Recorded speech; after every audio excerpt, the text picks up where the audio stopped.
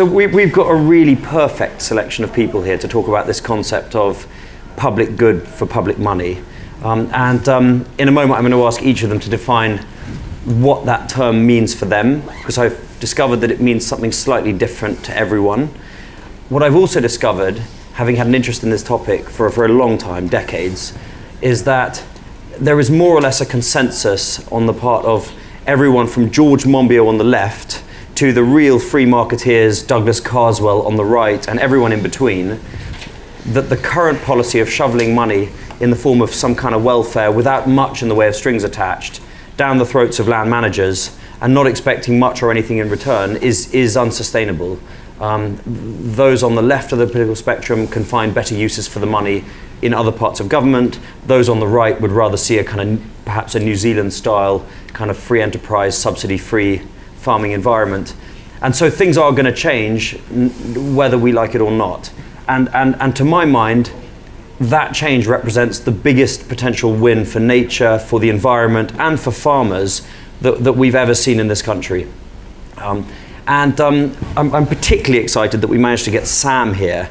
And Sam will describe the work that his organisation, Bright Blue, has done in developing a blueprint for what rural payments might look like after Brexit. Because for my part, answering the question, what does public benefit for public good for public money mean, I will end up referencing Sam's report, because as far as I can see, within DEFRA, within some of the agencies that form part of DEFRA, and amongst the kind of political people that I come across, the Bright Blue report has hit the nail on the head in the idea of effectively marketplaces by catchment in which there are sellers and buyers. The sellers are the land managers. The buyers might be central government using the core agricultural subsidy budget, but they might just as well be the Environment Agency paying through those marketplaces for flood mitigation in the form of more forestation in the uplands in particular catchments. There might be the water companies bidding through these catchment level marketplaces to reduce their water cleanup costs by paying farmers to reduce the chemical use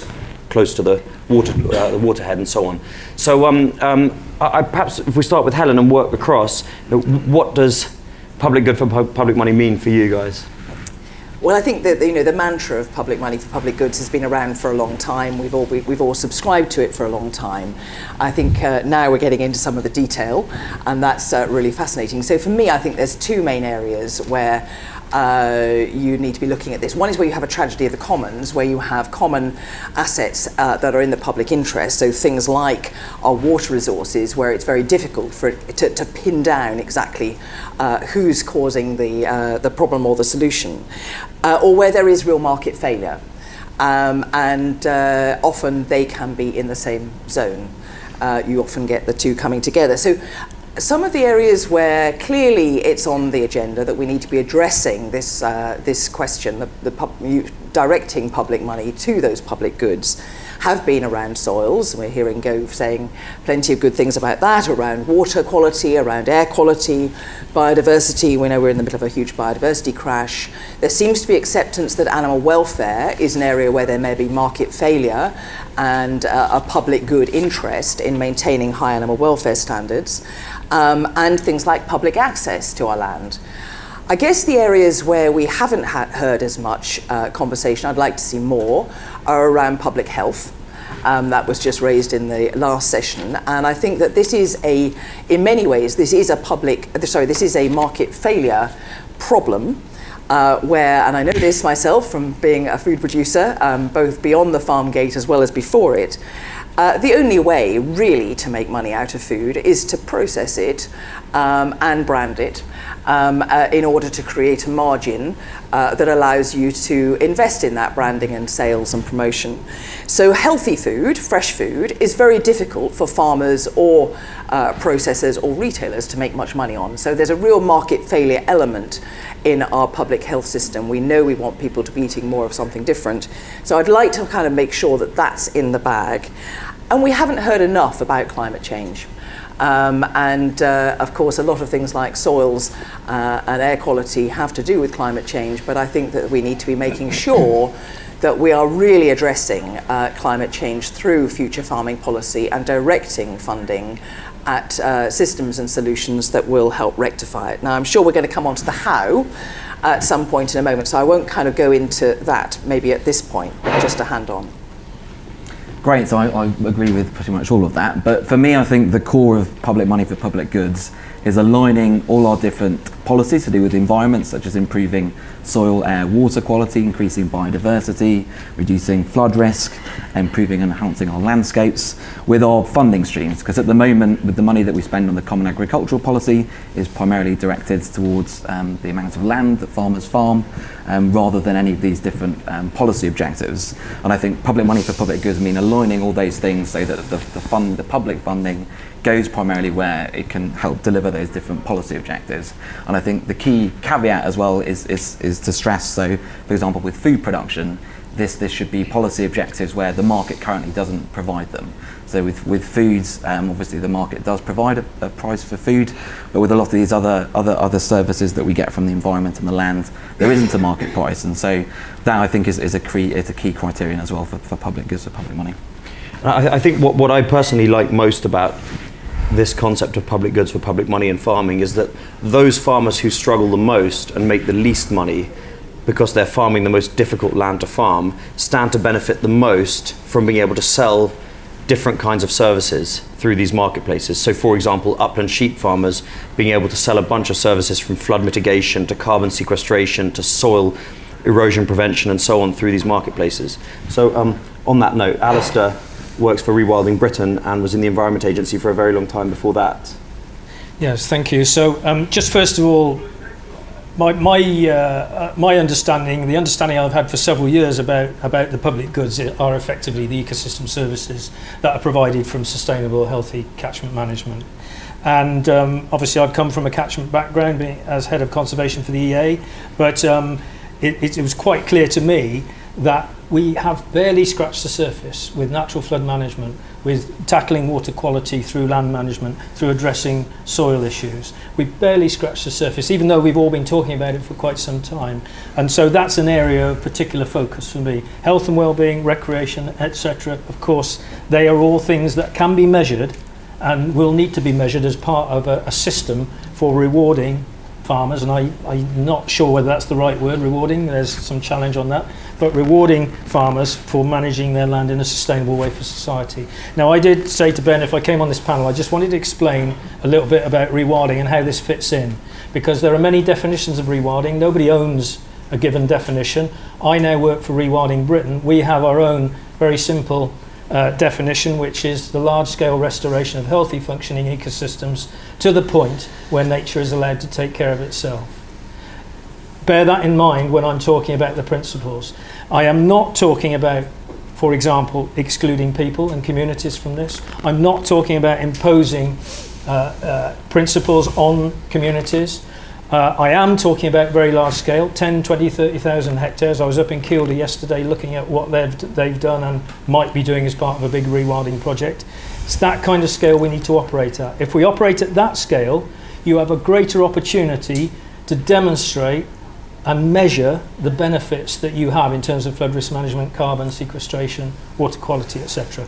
We are not operating at anything like that scale in this country at the moment, apart from one or two isolated cases. So Rewilding Britain is all about trying to promote areas where we do that hand in hand with farmers. And yes, that means in some areas within, say, a 30,000 hectare block, in some areas there will be total hands off. Maybe in 1,000 hectares here, maybe 5,000 hectares there. Total hands off, nature is taking care of itself.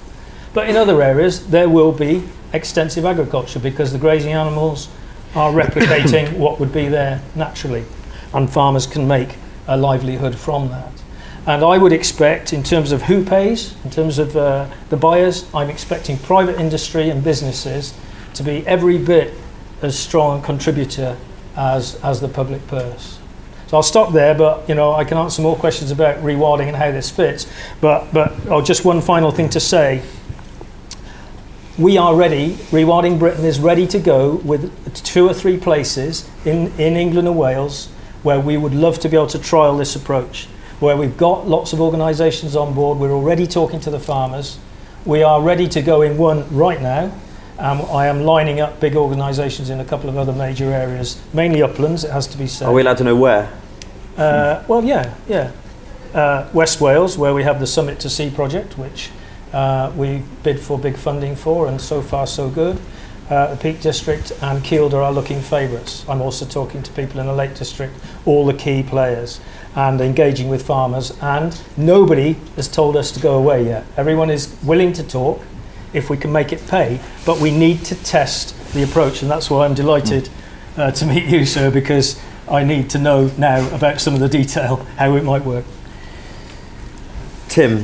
Sam, thank you. I'd just like to put public goods into context first with where I see it sits, and then I'll certainly comment on what I think they are. But I think the opportunity is there. We are coming out of the European Union, and I think that is an exciting opportunity to create something which I really think is much better for farming, for society, the environment, and all the communities that live within that. And so I really do see this as an opportunity.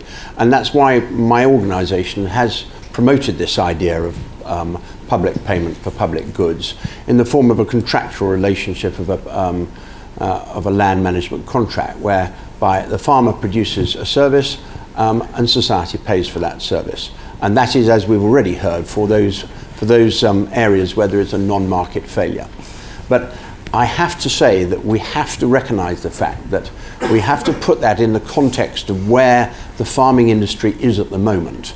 And the fact of the matter is, farmers are not making any money at all at the moment. 62% of livestock farmers would be making a loss without single farm payment. 89% would have made a loss last year without the direct payment. And in my own industry, arable farming, the total amount of money made from cereals farming between 2003 and 2016 for the average cereals farm, the total agricultural output was £65,000 in 13 years without the direct payment. And that is the problem. We have to have that as a background, and therefore we have to have some investment in the industry to try and make sure that we get to a point whereby farmers are making enough money to then be able to engage in the public goods model, which I am absolutely sure is the right way forward. But I just wanted to set the context there, because that is what we face. We say farming in the black is the greenest farmers. Now, what those public goods should be, clearly it should be biodiversity, but I think it needs to be much wider than that, with air, with water, and soil. Helen mentioned soil.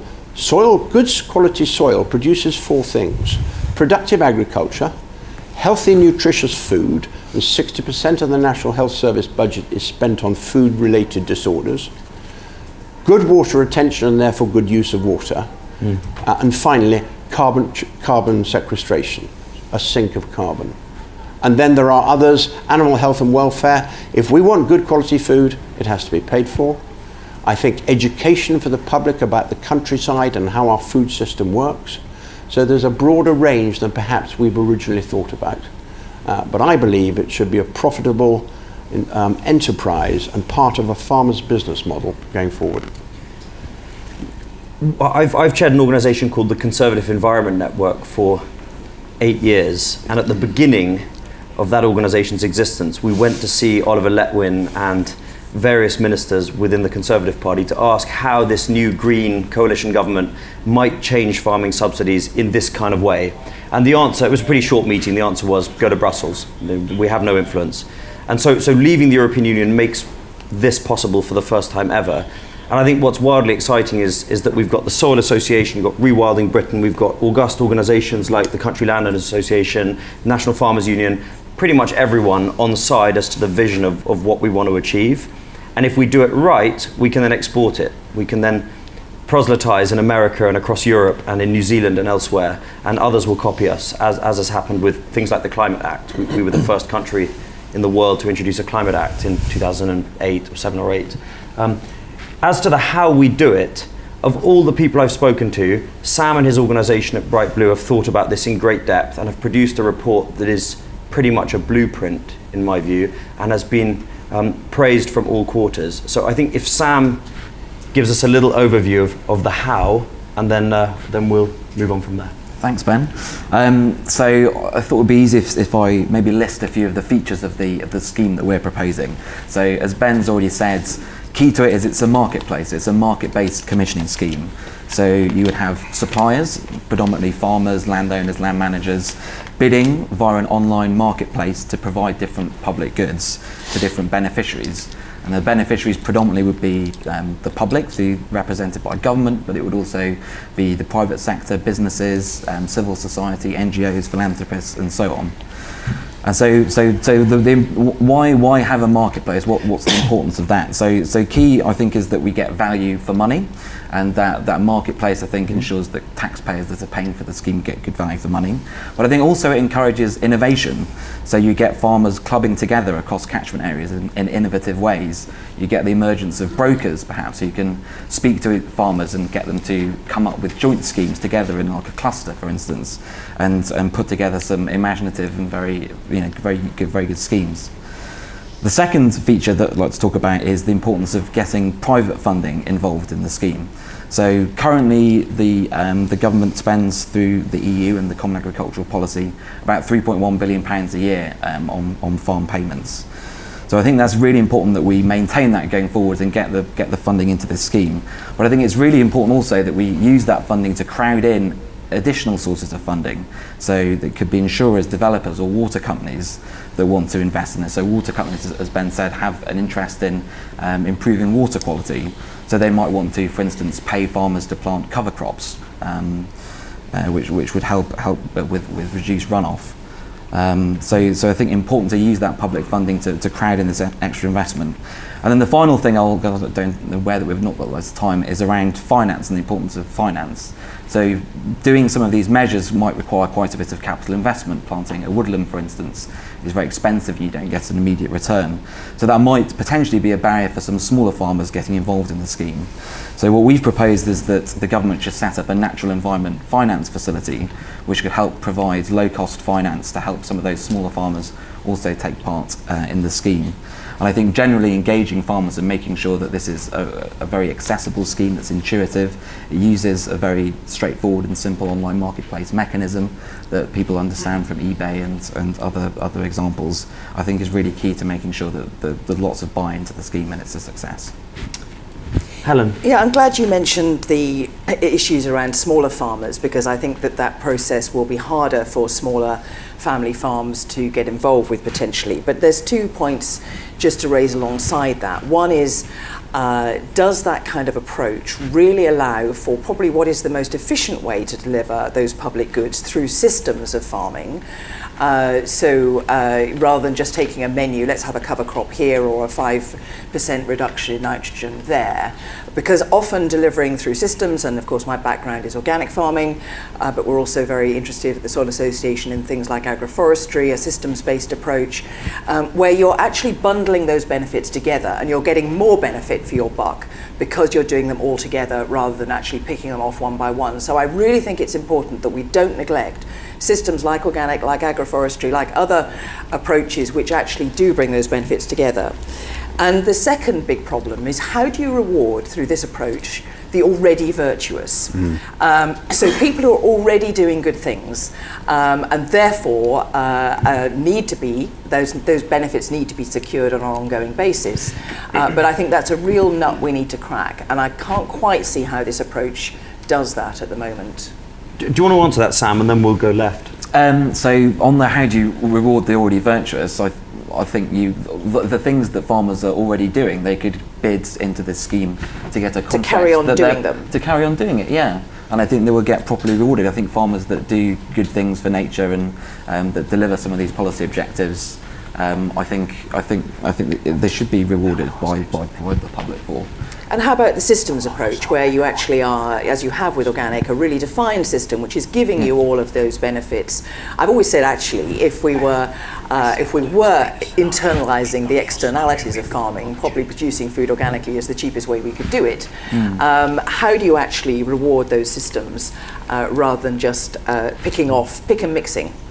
Well, again, I don't think that's incompatible. I think that if the government wanted to So if a farmer was providing all those different services, ecosystem services within their farm, all those different public goods, then again they could get individual contracts for each of them, and collectively they would be rewarded for each individual one. That sounds terribly complicated. Well, why not just reward the system and say, right, well, here we go, if you're an organic farmer, or if you're doing agroforestry, or if you're doing leaf, because I think it's important for farmers to have that flexibility, that if they want to do just 1 or 2 measures, then they can get contracts for that, but equally if they want to do lots of measures, then they can get lots of contracts, and I think that this system allows that flexibility. So let's just hear about a real world example from Alistair, and then Tim may want to comment on the how, and then we'll throw it open for questions if everyone's all right with that.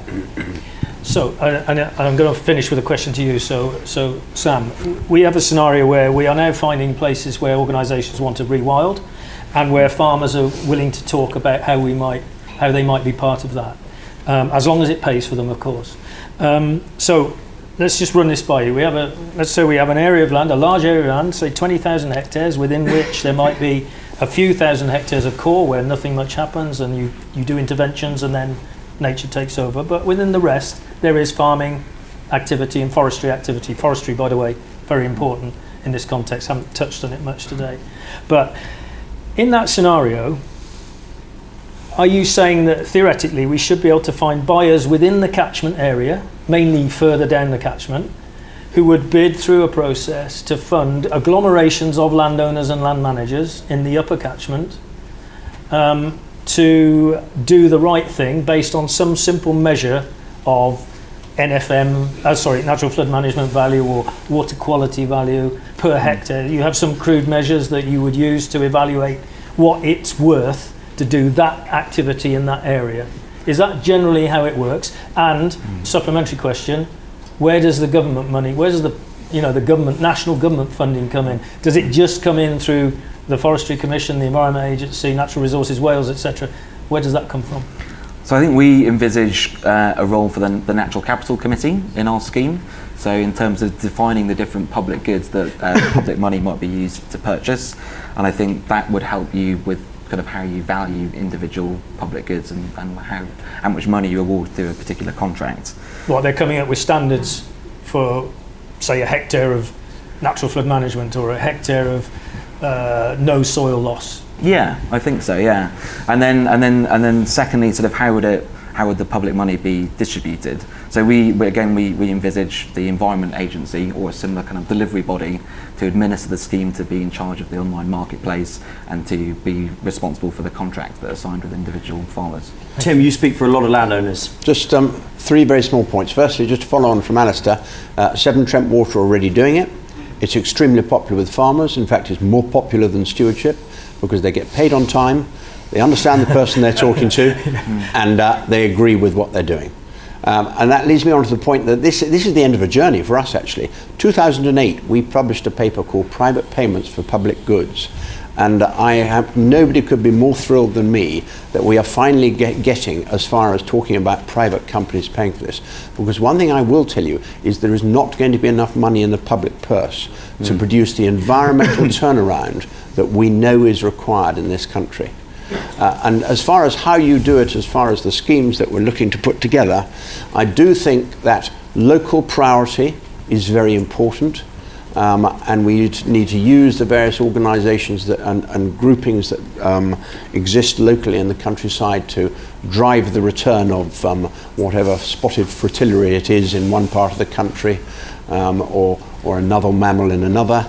And also grouping farmers together and actually rewarding grouping together, so you get that cluster group delivery, as indeed the South Downs is a good example.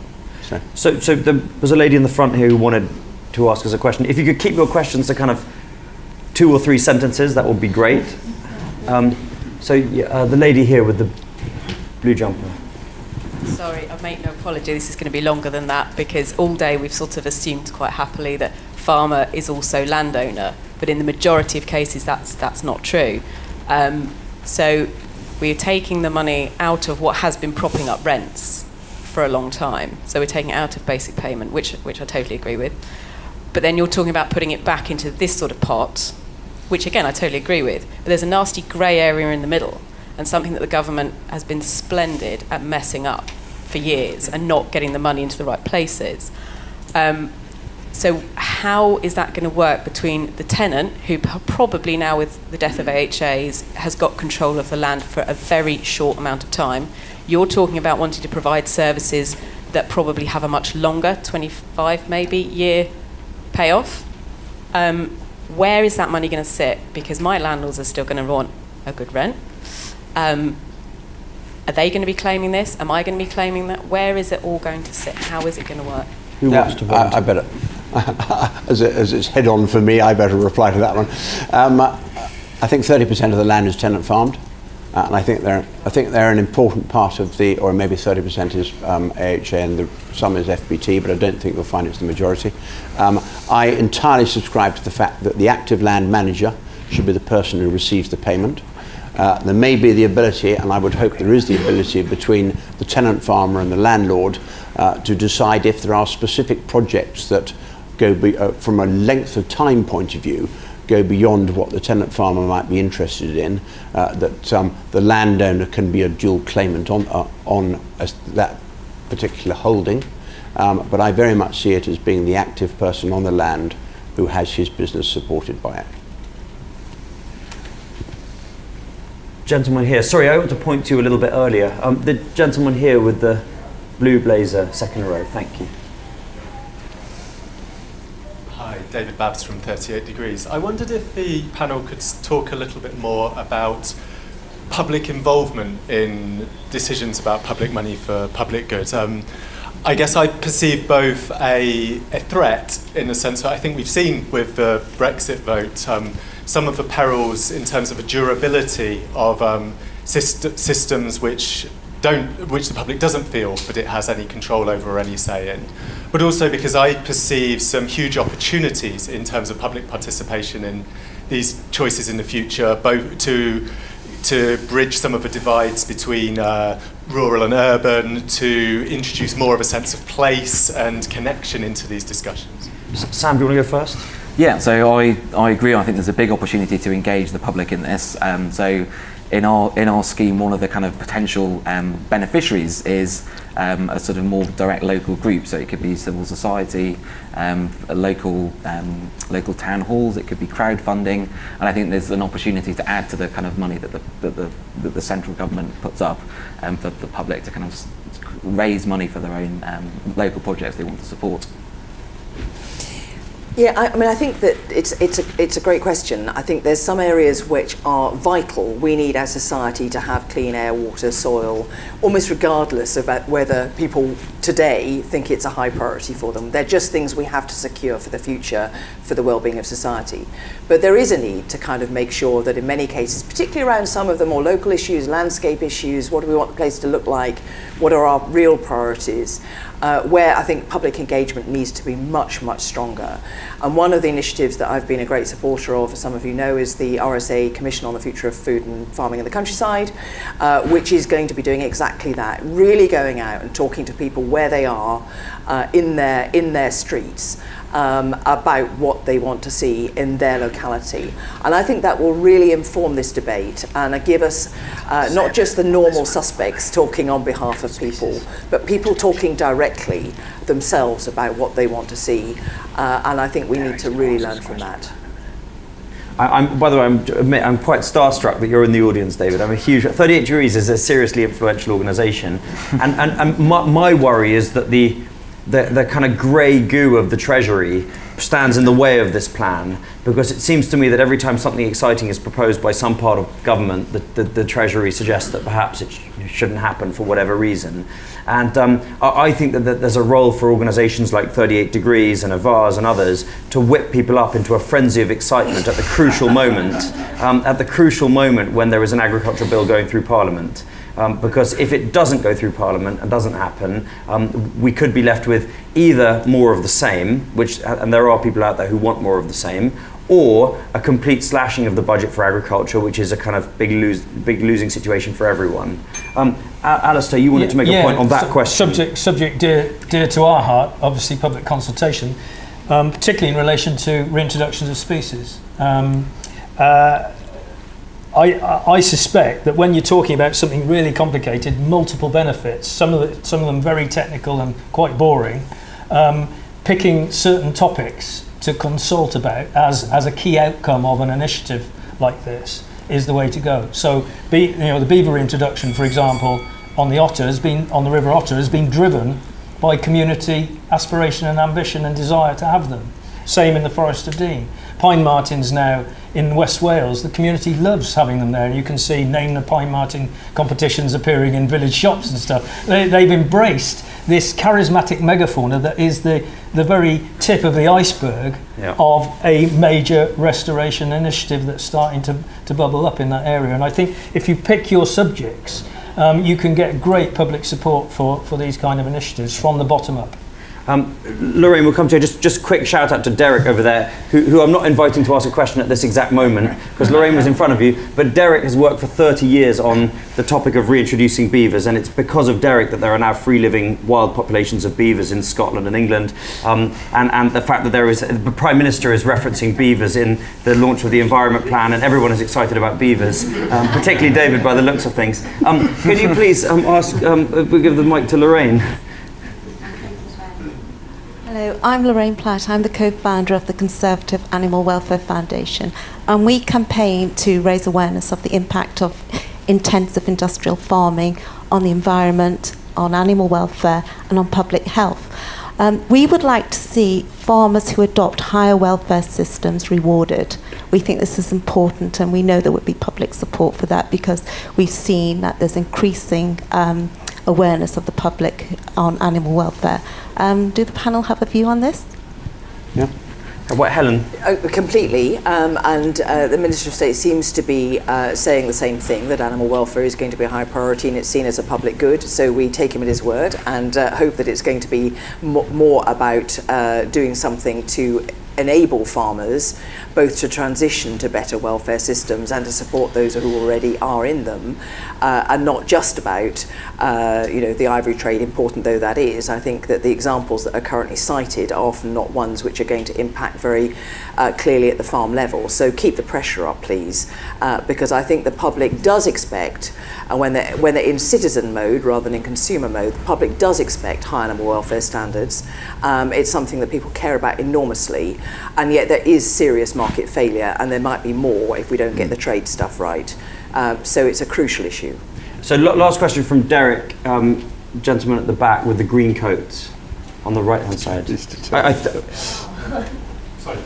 Well, all I was going to say is, Alistair, just to point out that on both the Tay and on the Otter, huge public enthusiasm rose for beavers rose as a result of illegal releases. So when we start to talk about processes and getting allegedly, the only time people in the town and village halls had the time to talk about this is when those animals were there, because the other debates that had revolved around whether they could do this or not do this really basically happened in closed rooms where people, for reasons that were very ignorant, frankly, said no. And it wasn't until you got to the stage where you had a fait accompli and the animals were there, and you turned around and asked those people, and they said, we want them. One of the most moving speeches I ever heard was from a 9-year-old girl who researched them on the internet and said she thought it was absolutely astounding that this animal from the Dark Ages was living at the bottom of her garden and eating her mother's trees. So, there is a huge element of engagement there. It's incredibly important when it comes to rolling these things through. And maybe we've learned the lesson from mistakes of the past. And I'd very much like to thank Christopher Price at the CLA for helping to basically sort out so much of what's happened since. I think that bell meant we had 2 minutes. So I think we're out of time. I think we're going to get in trouble if we keep... Oh, well, we can ask one. Well, should we have one last question then? I just want to introduce the issue of timescale. We're talking about reinstating ecosystems here. You can't do that in 10 years. You can't actually even do it in 25, which is the longest period I've heard. And if nothing else, today we've learned that economics and the benefit to local landowners and communities does march hand in hand with the ecological imperative. Can we think about that? Can you build that, Sam, perhaps into your structure? Because Matt was talking about easements. He was talking about restricted covenants, and there are now emerging structures whereby you can have a leasehold benefit for up to 300 years rolled over for future generations. And I think that has to go hand in glove with what you're talking about. So how about each of the panelists just gives the last kind of 2 pennies worth in response to that and generally? Yes, timescale is really important. Some of the areas, I mean, I mentioned agroforestry earlier on, where actually you have real problems for farmers in terms of cash flow, because you're looking at developing long-term systems that have huge advantages, but they're not going to get any productive return for maybe 5, 10, 20 years. And the same, of course, can be the case in habitat restoration. Although I think some of those benefits, if they are seen as the environmental benefits, can come through much sooner than that. And if that's what's being paid for, then I think you can end up with an economic model that works. Where does one start and finish? I think I'd just like to reiterate, I suppose, the need to kind of think about systems and making sure that we are not just going down a menu option. I think there's a lot of interest in this idea of an auction for public goods. I think that we need to be very clear about making sure that's accessible for smaller scale farmers, and the reverse auction process may have, which I've heard of, being used a lot potentially in this, could have some real. I think we need to pilot some of this stuff quite soon to make sure it's not excluding a big part of our farming community who are probably doing lots of good stuff, but it's going to be harder for them to engage. So on your point, I think I completely agree that some of these projects will need to be longer term, and I think again that can be built into the contract structure and the type of public goods that the beneficiaries are seeking to procure from farmers and landowners. I think just again on the reverse auction point, I really agree again that it needs to be accessible, it needs to be intuitive. I've spoken to someone we've been working with Wessex Water, who has again had a huge uptake on some of these reverse auction schemes for improving water quality and planting cover crops, and it's very popular with farmers, and more popular than countryside stewardship schemes often. So I do think it is possible, and I do think farmers will engage with this from the pilots that we've seen so far. But as we implement this new scheme, I think piloting and taking it slowly and learning from the lessons of the initial phases of that, I think would be really important. Yes, absolutely. When I was with the EEA, I always used to say it's taken us several hundred years to knacker our waterways and catchments. We should not be so arrogant as to think we can put it right in a few years or even decades. We've got to be in for the long game. Just briefly on the covenant point, I think and I hope many of my landlords are sufficiently long-term thinking to think that they may take up the option. However, if the analogy is your house, would you want a covenant on your house for when the time came to sell it? That will put quite a few people off. The fact that the long-term view may be that you're actually restricting what you can do with it a little bit. As far as the overall model is concerned, just two things. I would like to think that actually people are really going to buy into this, but like all these things, hopefully most farmers out there are businessmen, and therefore it has got to be seen as a profitable enterprise within their farming business to actually get them to move from where we are at the moment to becoming environmental and public goods farmers. And with regard to the public, I do think an incredibly important part of this is that in making that journey, we bring the public with us and we have a new bond of trust with the public. But I think I would ask that equally the public have to respect the fact that the farmer, the tenant farmer and the landowner, at the end of the day, they must have the right to a degree to decide whether they want to be farmers or environmentalists, and they should be allowed to make that choice. But they must make sure they take the public with them. So I'm really sorry that there were lots of questions that went unanswered, but we really couldn't have had a better 4 speakers on this topic, and I think it's the most exciting topic of the whole event. So thank you all very much for piling in here, and thank you very much to our 4 speakers.